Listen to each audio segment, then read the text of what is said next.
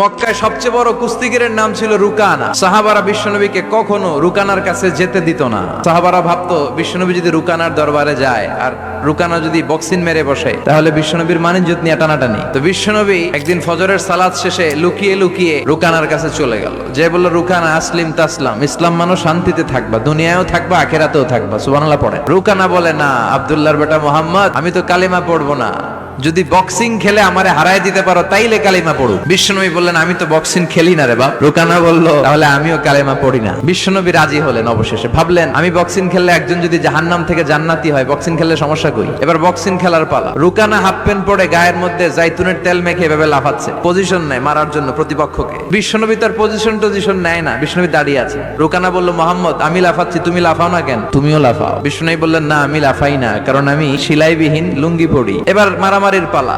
রুকানা বলে, মোহাম্মদ তুমি মারো। বিশ্বনবী বললেন, তুই মার, কারণ আমি মারলে ওই মায়ের হজম করার ক্ষমতা তোর নাই। বিশ্বনবীর এক হাতে জান্নাতি 40 জনের শক্তি ঢুকায় দিছে কে?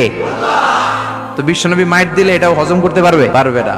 এখন রুকানাও মারে না, বিশ্বনবীও মারে না, খেলাও শুরু হয় না। এখন রুকানা বলে, মোহাম্মদ তুমি মারো। বিশ্বনবী মারে নাই, কিন্তু বিশ্বনবী ওনার ডান হাত মোবারক, এই হাতটা দিয়ে বিশ্বনবী রুকানার ডান কাঁধে এভাবে টাচ করলেন। টাচ করার সাথে সাথে রুকানা বেহুশ হয়ে জমিনে পড়ে যায়। সবাই তো অবাক, ঘটনা কি মিরাকেল, কি অলৌকিকত্ব। পানি ঢেলে রুকানারে হুঁশ ফিরানো হয়েছে। সবাই বলে, রুকানা তুই তো অনেক বড় পালোয়ান। আব্দুল্লাহর বেটা মোহাম্মদ ঘুষিও দিল না, লাথিও